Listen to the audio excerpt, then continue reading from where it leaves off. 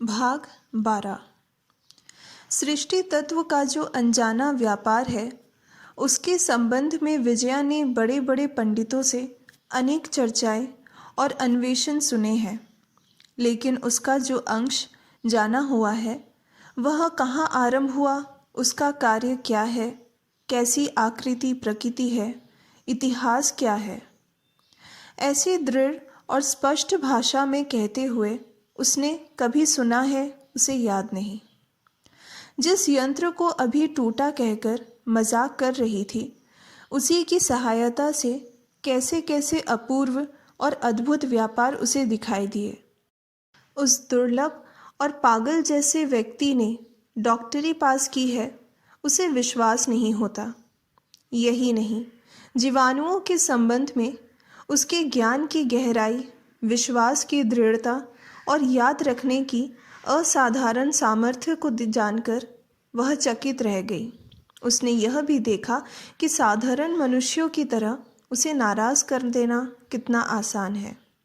वह मुंह ताकती उसकी बातें सुनती रही और उसके त्याग, सीधेपन, भद्रता की बात सोचकर स्नेह, श्रद्धा और भक्ति से विभोर हो रही थी। आप कुछ भी नहीं सुन रही हैं, नरेंद्र ने कहा। विजया, सुन तो रही हूँ।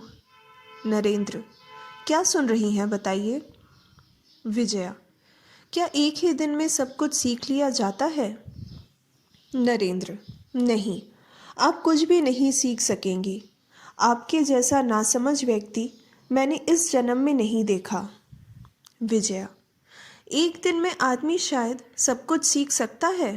क्या आपने भी एक ही दिन में सीख लिया था। नरेंद्र हो करके हंस पड़ा।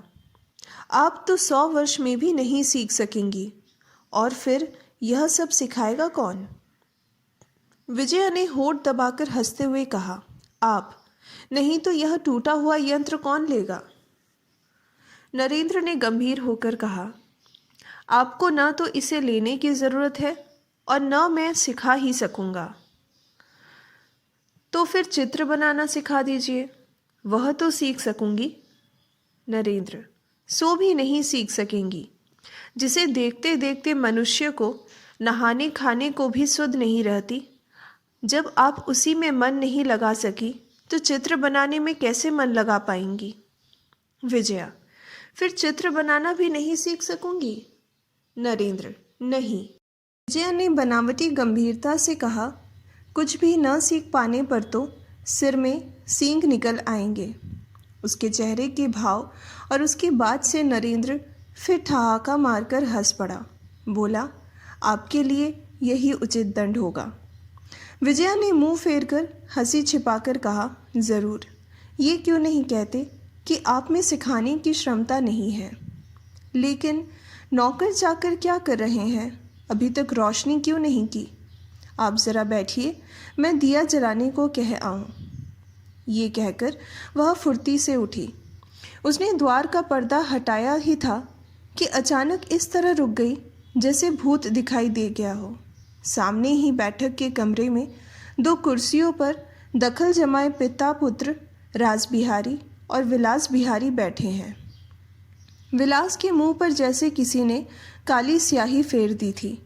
विजया ने अपने आप को संभालकर आगे बढ़कर पूछा, आप कब आए काका जी, मुझे आपने बुलाया क्यों नहीं। राजबिहारी ने सूखी हंसी हंसकर कहा, लगभग आधा घंटा हो गया, तुम बातचीत में व्यस्त थी इसलिए नहीं बुलाया। यह शायद जगदीश का लड़का है, क्या चाहता है। विजया इतने धीरे से बोली कि बगल के कमरे तक आवाज़ न जा सके। एक माइक्रोस्कोप बेचकर बर्मा जाना चाहते हैं, वही दिखा रहे थे। विलास गरज उठा, माइक्रोस्कोप, ठगने के लिए उसे और कोई जगह नहीं मिली। राजबिहारी भर्त्सना के स्वर में बोले, ऐसी बात क्यों कहते हो विलास, हम लोग उसका उद्देश्य नहीं जानते, वह अच्छा भी तो हो सकता है। फिर विजया की ओर देखकर बोले, जो मालूम नहीं उसके बारे में कोई राय प्रकट करना मैं उचित नहीं समझता, उसका बुरा भी ना हो। क्या कहती हो बेटी। यह भी ठीक है कि जोर देकर कुछ भी नहीं कहा जा सकता। लेकिन वह चाहे जो भी हो, उसकी हमें ज़रूरत क्या है? दूरबीन होता तो शायद समय असमय दूरी उरी देखने के काम में आ भी सकता था। अरे कौन है? कालीपद उस कमरे में रोशनी करने जा रहा है। वहाँ बैठे बाबू से कह देना कि हम लोग नहीं खरीदेंगे, वह जा सकते हैं। विजया डरते डरते बोली, मैंने तो उनसे कह दिया कि मैं लूँगी। रासबिहारी ने आश्चर्य से कहा, क्यों लोगी? उसकी क्या आवश्यकता है? विजया चुप रही। रासबिहारी ने पूछा, कितनी कीमत मांगता है? विजया 200 रुपये। रासबिहारी बौहे फैलाकर बोले, 200 रुपये चाहता है? तब तो फिर विलास ने निहायत, क्या कहते हो विलास? कॉलेज में उसने MA क्लास पढ़ते समय इन सब चीज़ों को काफ़ी देखा सुना उल्टा पलटा है। 200 रुपये एक माइक्रोस्कोप की कीमत? कालीपत जा उनसे कह दे ये सब चालबाजी यहाँ नहीं चलेगी। लेकिन जिससे कहना था वह तो अपने कानों से सब कुछ सुन रहा था। कालीपत को जाते देख विजया ने शांत और दृढ़ स्वर में कहा, तुम सिर्फ रोशनी करके चले आओ, जो कुछ कहना है मैं खुद कह लूँगी। विलास ने पिता से व्यंग भरे स्वर में कहा, बापूजी, बेकार ही अपना अपमान क्यों कराते हो? उन्हें शायद अभी कुछ और देखना बाकी है। रासबिहारी तो चुप रहे, लेकिन क्रोध से विजया का मुंह लाल हो उठा। विलास उसे देखकर बोला, मैंने भी अनेक तरह के माइक्रोस्कोप देखे हैं बापूजी, लेकिन किसी में भी हो करके हंसने की कोई बात नहीं पाई। कल के खाना खाने की बात भी वह जान गया था और आज का हंसना भी उसने सुन लिया था। विजया की आज की वेशभूषा की सजावट भी उसकी नज़रों से छिपी न थी। ईर्ष्या के विष से वह इस तरह जल रहा था कि उसे सही गलत का ज्ञान नहीं दिख रहा। विजया ने उसकी ओर पीठ फिरा ली और रासबिहारी से बोली, मुझसे क्या कोई खास बात करनी है काका जी? लड़के की ओर गुस्से से देखकर रासबिहारी ने नरमी से कहा, बात तो ज़रूरी करनी है बेटी, लेकिन उसके लिए जल्दी क्या है? फिर कुछ ठहर कर बोले, मैंने तो सोचकर देखा है कि जब उसे बात दे ही दी है तो उससे लेना होगा। 200 रुपये अधिक है या बात का मूल्य? कल आकर रुपए ले जाने को कह दो बेटी। विजया, क्या आपसे कल बातें नहीं हो सकती काका जी? रासबिहारी ने आश्चर्य से कहा, क्यों बेटी? विजया, रात हुई जा रही है, उन्हें बहुत दूर जाना है, उनसे मुझे कुछ बातें भी करनी है। विजया ने निःसंकोच कहा।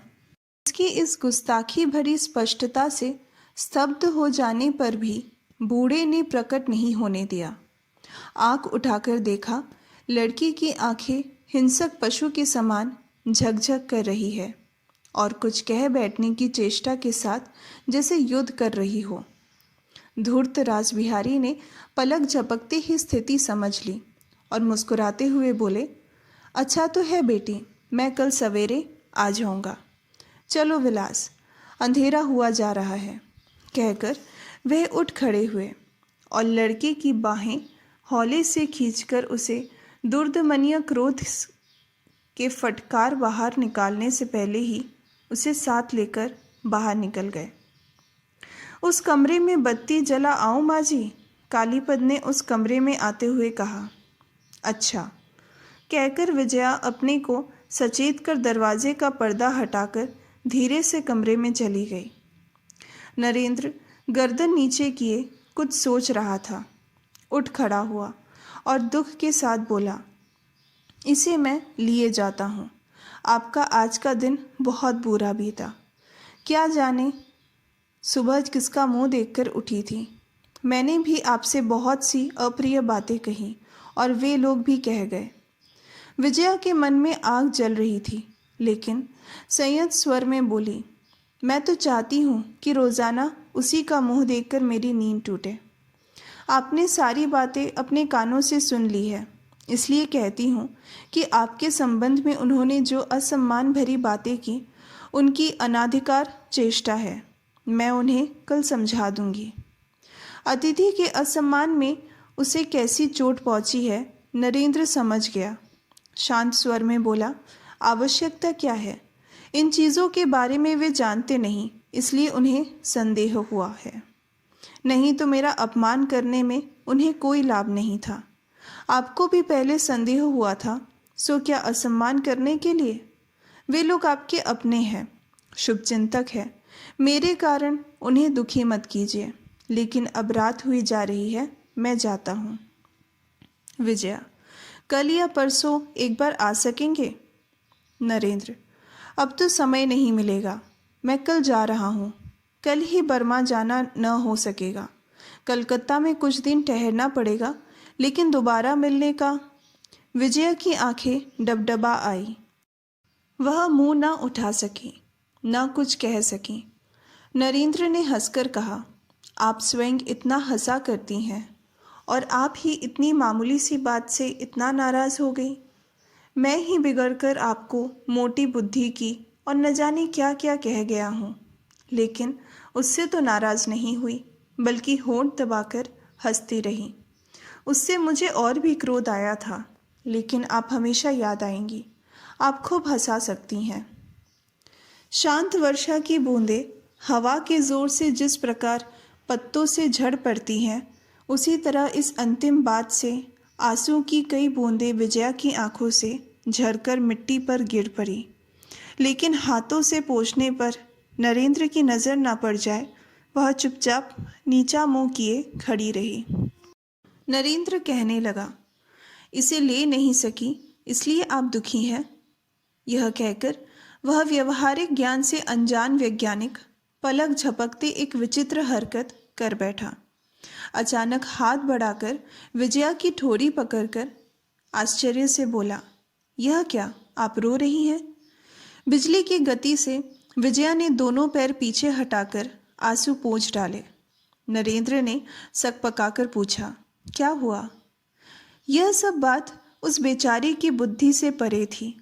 वह जीवाणुओं को पहचानता था। उन सब के नाम धाम, जाति गोत्र आदि की कोई बात उसे अज्ञात नहीं थी। उनके कार्यकलाप, रीति नीति के संबंध में उससे रत्ती भर भी भूल नहीं हुई। उनके आचार विचार का सारा हिसाब उसके नाखूनों पर था। लेकिन यह क्या, जो निर्बोध कह देने से छिपकर हंसती है, जो श्रद्धा और कृतज्ञता से अभिभूत होकर प्रशंसा करने से रोक रोक कर नदी बहा देती है, प्रकृति के ऐसे अद्भुत प्राणी के साथ ज्ञानी आदमी का सहज व्यवहार किस तरह चल सकता है? वह क्षण भर स्तब्ध सा खड़ा रहा। उसके बाद जैसे ही उसने हौले से बैग उठाया, विजया रूंधे गले से बोल उठी, यह मेरा है, आप रख दीजिए। और रुलाई अधिक रोक न सकने के कारण तेजी से कमरे से बाहर निकल गई। उसे नीचे रखकर नरेंद्र हैरान सा 2-3 मिनट खड़ा रहा। उसने बाहर आकर देखा कि कोई नहीं था। कुछ देर वह राह देखता रहा, फिर खाली हाथ अंधेरे रास्ते पर चल पड़ा। विजया ने लौटकर देखा, बैग रखा है, लेकिन उसका मालिक नहीं है। वह रुपए लेने अपने कमरे में गई थी, लेकिन बिस्तर पर लेटकर रुलाई रोकने में कितनी देर हो गई उसका उसे होश नहीं रहा। पुकारने पर कालीपद बाहर आया। पूछने पर दुनिया भर के कामों की लंबी लिस्ट सुनाने के बाद बोला, मैं ऊपर था, जानता नहीं बाबू कब चले गए। दरबान कन्हैया सिंह ने आकर कहा, मैं अड़हर की दाल चूल्हे से उतारकर रोटियां बना रहा था। मौका पाकर बाबू कब चुपके से बाहर निकल गए मुझे मालूम ही नहीं हुआ।